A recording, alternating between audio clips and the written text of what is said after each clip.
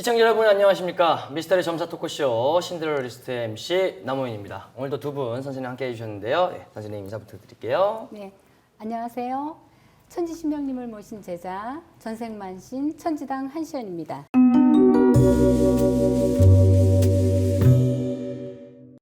우리 또 선생님. 안녕하세요. 신명을 받은 신의 제자 다현암 해월신당 이유경입니다.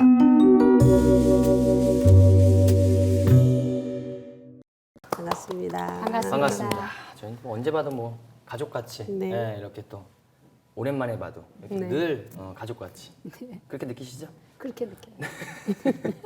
선생님 매번 볼 때마다 좀 좋아서 저는 선생님. 아니, 네. 뒷말을 조금 한 템포 쉬었다 하는 게 아닌 것 같아요. 자, 그럼 본격적으로 이야기를 시작해 보겠습니다.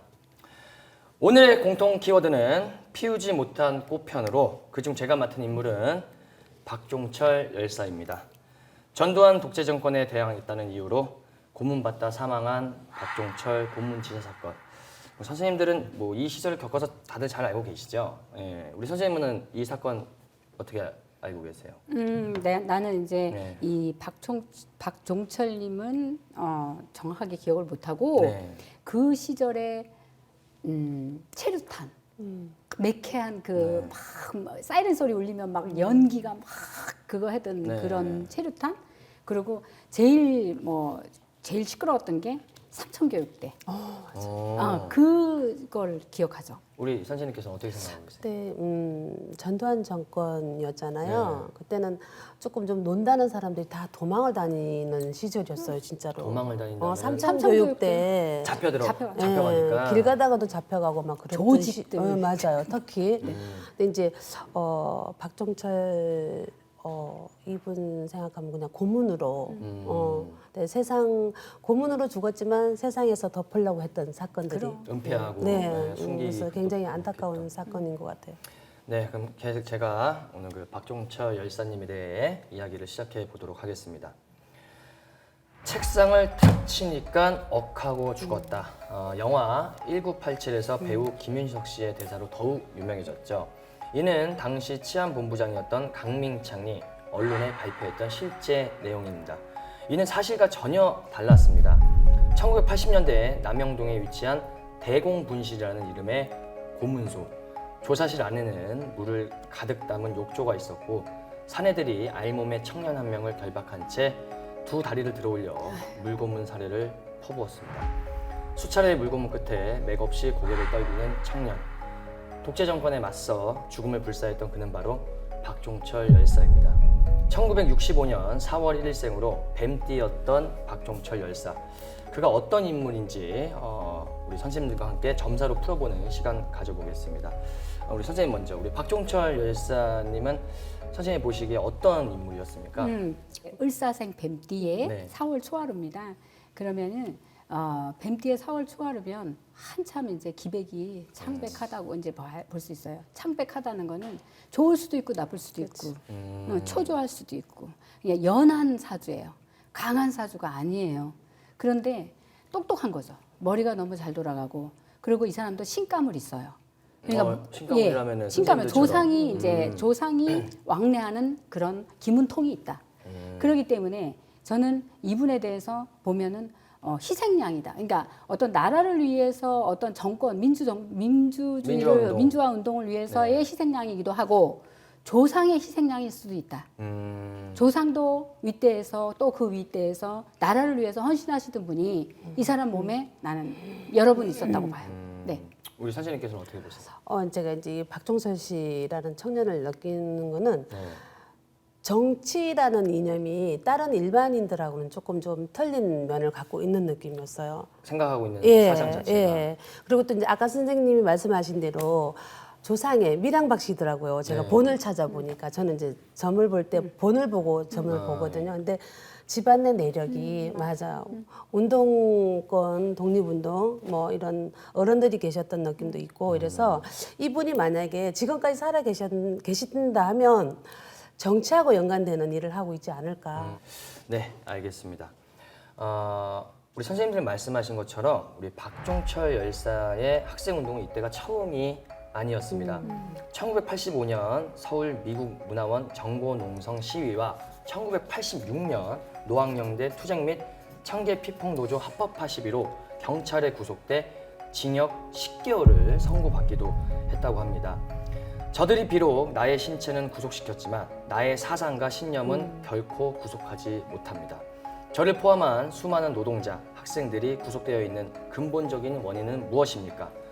그가 옥중에서 부모님께 쓴 편지 내용 중 일부로 그의 투항 정신과 사회적 문제의식이 엿보이는 대목이기도 하는데요. 독립군부터 학생 운동, 민주화 운동에 헌신하는 분들처럼 시대의 영웅들만이 가진 사주가 혹시 따로 있나요? 아니면 조상의 영향이 따로 있을까요? 아까 선생님이 말씀하신 것처럼. 제가 생각할 땐 그래요. 뭐 우리를 뭐 비교할 건 아니지만 우리도 이제 무속인 사주라고 해요. 네. 근데 무속인 사주가 아니고 우리가 어렸을 때 만약에 조상의 접신이나 조상의 기문통이 없었다면 그렇다면 우리는 무속인이 되는 게 아니라 공부를 많이 해서 다른 방향 선생님이나 변호사나 학자나 뭐.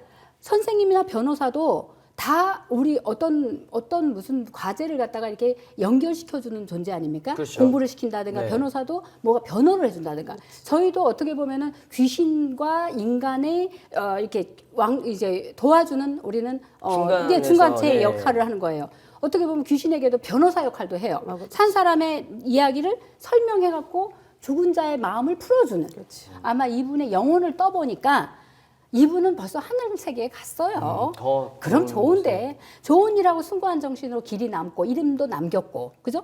이름도 남겼고 하늘 세계로 벌써 가셨으니 참 좋은 일을 하시고 가신 것이니까 이분은 잘 사신 인생인 것 같습니다. 네. 우리 선생님께서는 어떻게 보세요? 을사생 4월 초하루 박씨 이런 느낌을 받으면 이분이 남한테 지는 거는 또 싫어해요. 아, 지기 싫어하는 성격. 융통성도 좀 없고 부족하고 고지식하고 굉장히 좀 선비답고 근데 이제 이념 자체가 정치라는 이념 자체가 다른 청년들하고 좀 털렸다는 그런 느낌도 네. 있고 그리고 또 대장 역할 아까 선생님이 얘기하셨는데 4월 달이라서 이 사람이 기가 조금 약하다고는 얘기하지만 그래도 누구를 호령을 하고 요런 사주는 있어 보이거든요. 그리고 또 이제 조상의 기운도 굉장히 많이 받아온 느낌. 조상들로 인해서 이 사람이 살아 있다면 저는 글쎄 굉장히 좀 큰 인물이 되지 않았을까. 죽었어도 지금 이제 큰 인물은 인물이잖아요. 그럼요. 그죠? 이름 이거는 내셨으니까. 평생 갈 거거든요. 그렇죠. 잊지 그래서, 말아야죠. 그런 느낌이에요. 네, 계속 이야기를 해보도록 할게요. 네.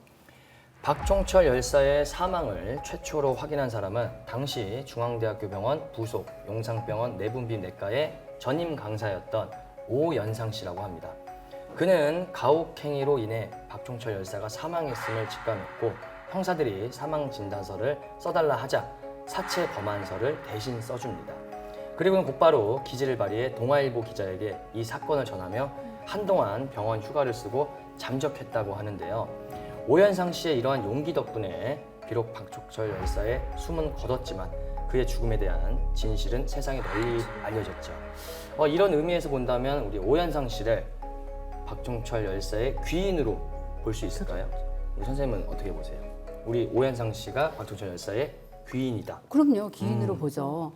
만약에 이분이 기지를 발휘하지 않고 네. 그냥 경찰이 하라는 대로 그냥 뭐 분위기가 은폐해버리고 얼마나 또 무서웠어요. 무서웠겠죠. 그러니까 지금 이제 휴가를 내고 잠적을 네. 해버리는 그런 이제 기지를 발휘하고 용기를 엄청나게 크게 내셨으니까 이런 일은 그냥 묻어져서는 안 된다. 네, 세상에 이런 알려야 된다. 알려야 된다. 이런 생각을 했기 때문에 지금 박종철 열사라고 이 열사의 칭호를 또 받게 됐고 네. 또 살아있는 가족들 남아있는 부모님도 조금이나마 이렇게 이름이 남았으니까 위로가 되게끔 만들어 주셨으니까 정말 큰 기인이라고 당연히 생각해야죠. 우리 네. 선생님께서는 저도 기인으로 보죠. 망자 입장에서는 이분이 굉장히 큰 기인이죠. 그리고 또 만약에 그때 그 시절에 사람들이 전부 다 자기 양심을 다 팔아먹는 시절이었다고 그러기도 보거든요. 하죠. 근데 이분 같은 경우는 자기 양심을 팔아먹지 않고 대한민국 국민이 다 알 수 있게끔 이분이 나서서 얘기를 했단 말이에요. 그래서 박정철 군 같은 경우는 그 망자 입장에서 보았을 때는 이분이 굉장히 큰 기인이죠. 네, 계속 이야기를 해보도록 할게요. 과거 일제 치하 때 서대문 형무소나 민주화 운동 때 남영동 대공 분실처럼 많은 이들의 목숨을 앗아간 고문 장소들이 있지 않습니까? 이런 고문 장소들을 풍수적으로 봤을 때는 어떠신지, 그리고 또 그냥 그대로 보존한 채 내버려둬도 되는 건지, 아니면 혹시 뭔가 어떤 의식이 필요하지 않을까 싶은데, 우리 선생님들이 이런 고문 장소들에 뭘 해주고 싶으신지 선생님 느끼시기 어떠세요? 그러니까 네. 그 뭐 풍수적으로 예를 들어서 서대문 형무소가 네, 풍수적으로 어떻다 이렇게 이야기하면 풍수적으로 나쁜 거는 그렇지. 없어요. 음, 지금 제가 뭐 조사한 바에 의하면 서대문 형무소는 그대로 네. 예, 뭐 지하에 옥중 감옥까지 그대로 있다고 그래요. 그리고 남영동 대공분실도 네. 뭐 거리가 많이 차이 안 나더라고요. 차로 한 네네네. 15분 남산, 거리? 남산, 예예예. 네. 그 정도뿐이 안 네네네. 되더라고요. 그래서 보니까는 뭐 터가 뭐 좋고 안 좋고는 이제 솔직히 대공분실은 지금 이제 새로이 건물을 민주인권기념관으로 건물을 때려부시고 새로 지었더라고요. 여기서 할 수 있는 의식은 우리가 넋거지, 넋을 갖다 거둬들이는. 그러니까 우리가 넋거지. 무당이 가서 넋을 실어서 어떤 넋이 있었다. 어떻게 죽은 넋이 있었다. 그리고 자리거지. 그 자리에서 죽었으니까. 그 자리에서 직사를 했으면 자리거지, 넋거지에서. 그래서 크게 위령제를 지내줘야 되는 방법이 있습니다. 그리고 또 한 가지 건물을 때려부시고 새로 이거 지금 저기 서대문 형무소는 그대로 있어요. 네. 옥중 감옥까지 그대로 있대요. 그러면은 그곳에 가서는 정말 할 일이 많아. 그렇죠. 옥중에서는 정말 죽지는 않았지만 얼마나 많은 거기서 위혈을 많이 네. 피를 많이 흘렸겠습니까? 그렇기 때문에 그곳은 지금 건드리지 않고 그대로 있기 때문에 한번 가야 해요 우리가. 선생님 갑시다 한번. 우리 선생님께서는 어떻게 생각하세요? 이건 저 이제 무당이니까 네. 제 개인적인 생각인데 선생님하고 똑같은 얘기예요. 저는 그런 장소는 일단은 없어졌으면 좋겠어요. 왜냐면 근데 그대로 당한 있어. 사람들, 그대로 당한 있어. 사람들이 트라우마도. 그 건물을 보면 얼마나 맞아요. 힘들겠어요. 아유, 옳은 그죠? 말씀이에요. 네. 근데 정부에서 이제 제 개인적인 생각, 정부에서 허락만 해주시면 우리 가자고. 무당들이 1년에 한 번씩이라도 그분들을 위해서 그럼. 그죠? 저희가 할 수 있는 건 그거밖에 네, 없잖아. 맞습니다. 무당이. 그러니까 위령제든 뭐든 지내주고 그럼요. 싶어요. 많은 분들이 만약에 방송 네. 보시고 또 선생님들한테 또 연락을 해주셨으면 그럼요. 그럼요. 좋겠네요. 나라에서 연락이 좋은 오기를 거예요. 바랍니다. 네. 네, 맞아요. 네. 그럼. 네, 계속해서 이야기를 해보도록 할게요. 1987년 1월 16일 박종철 열사의 시신은 벽제 화장장에서 화장됐으며 그의 유골은 임진강에 뿌려졌습니다. 그 후 1989년 박종철 열사를 기리기 위해 초혼장을 치른 후 유골을 뿌린 곳을 흙을 관에 담아 경기도 남양주시 모란공원 민주열사묘역에 가묘를 만듭니다. 박종철 열사의 아버지가 돌아가신 뒤에는 그의 가묘 옆에 아버지를 함께 안장해 드렸다고 하는데요. 이미 유골을 뿌린 뒤에 가묘를 만드는 게 의미가 있나요? 선생님 어떻게 의미 보세요? 있습니다. 네. 의미 있어요. 미리 왜냐하면 뿌렸는데도 가묘를 그냥 아니 가묘만 한 게 아니라 네. 이게 이제 가만히 여기를 들어보면 네. 이제 임진강에 뿌렸어요. 뿌렸습니다. 뿌렸는데 그 뿌리고 나서 거기에 가서 이제 흙을 걷어서 네. 그걸 가묘에 갖다 모셨다 했어요. 네네네. 어떤 의식 자체라는 거는 우리가 하다못해 이제 고를 묶어서 고를 푸는 게 그게 의미가 있을까 이렇게 생각할 수 있잖아요. 네. 그렇기 때문에 그런 의미하고 다 같이 부여된다고 봐야 돼요. 그곳에 가서 임진강에 가서 당연히 그 저기 위골의 네. 그런 가루는 다 벌써 흘러가고 없겠죠. 그러나 우리가 뿌린 자리에는 벌써 망령이나 영가나 넋이 네. 그 자리에 있다고 봐야 돼요. 교통사고가 길거리에서 났어도 교통사고가 난 그 자리에서 넋이 그 자리에 머문다고도 생각하기 때문에 그 자리에 가서 우리가 넋거지를 합니다. 망령을 모시고 여기가 당신의 가묘입니다. 여기가 당신의 편하게 쉴 자리입니다 하고 가묘를 써주면 그 넋이 그 흙에 넋이 앉아서 가묘 속에 들어가십니다. 가묘라는 의식 자체가 사실 살아있는 사람에게도 가묘를 해서 네. 이제 자리를 만들어놨으니 오래 사십시오 하는 것도 한다 해요. 예. 근데 돌아가신 다음에 이 망령을 뿌려고 나서 흙을 갖다가 가묘를 써서 자리를 만들어 드리는 것도 큰 의식 중에 하나로 아주 잘한 부분으로 생각하신다 하십니다. 네. 큰 의미가 있다. 네, 있습니다. 네, 우리 선생님께서. 있죠. 초혼장에서 더군다나 다른 네. 장소도 아니고 초혼장에서 거기에서 흙을 갖다가 가미를 썼잖아요. 네. 이거는 굉장히 큰 의미를 선생님 말씀대로 의미가 있고 그리고 또 이제 박종철 씨에 대한 열사를 잊지 말자는 의미도 있고 그렇죠. 원래는 이제 그 초원장 거기에다가 묘를 쓰는 게 맞아요. 그렇지만 더 좋은 자리 여기 지금 앉아 있는 자리가 제가 사는 데랑 좀 가깝거든요. 근데 그 이제- 모란공원. 네, 굉장히 네. 좋아요 거기가. 그래서 정부에서도 저 개인적인 생각인데 정부에서도 이런 분들을 굉장히 좀 호의적으로 좀 대해줘야 되고 대해주겠지만 그래도 또 더 이상 또 억울한 별이 생기지 말아야 되고 없어져야 되지 않을까 그런 마음이 듭니다. 안타까워요. 가묘도 가묘지만 네. 어찌됐든 그 나라를 위해 희생하신 네, 분의 그렇죠, 그렇죠. 넋을 우리가 그렇죠. 기리자는 그렇죠. 그 희생 정신을 잊지 말자는 네. 뜻의 가묘는 네. 굉장히 큰 의미가 의미 있다. 있죠. 있습니다. 네, 있어요. 네, 네. 네. 가면 뒤에는 살덩이만 있는 것이 아닌 한 사람의 신념이 있다. 수십 발의 총알 앞에서도 신념은 절대 총알 따위에 뚫리지 않는다는 굳은 의지. 영화 V4 벤덴타에 나오는 명대사입니다.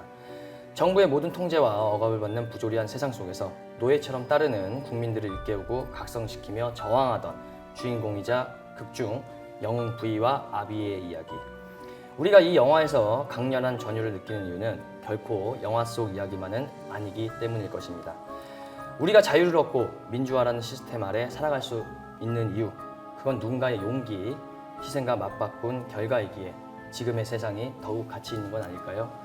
미스터리 점사 토크쇼 신데렐라 리스트 이만 여기서 마무리하고 다음에 더 새로운 미스터리와 사건과 인물들로 또 찾아뵙도록 하겠습니다.